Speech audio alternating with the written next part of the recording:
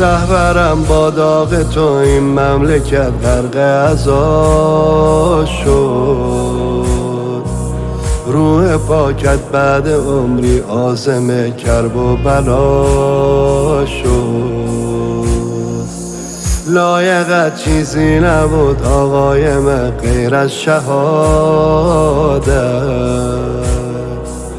دادی لحظه به ما تو درس ایثار و شجاعت.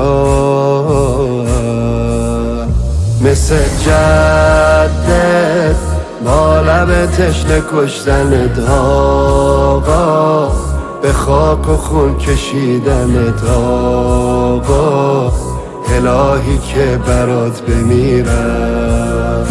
مثل جدت با خونوادت زدنت آقا، کی اومده سر تنت آقا، الهی که برات بمیرم.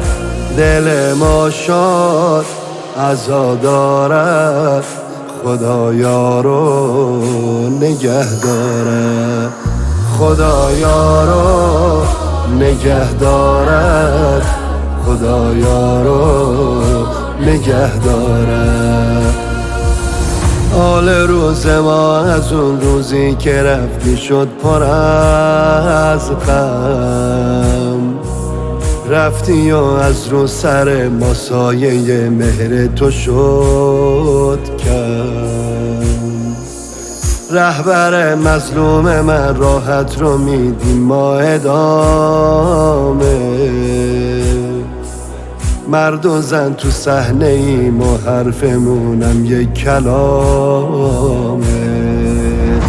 همه با هم تا آخرین لحظه تو میدونی، پیر و جوون کف خیابونی، متحدیم و یک صدایی.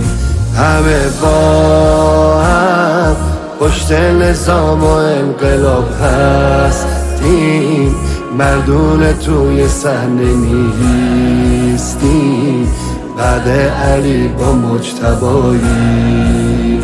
با هم بستیم همه عهدی، میدیم پرچم رو به مهدی.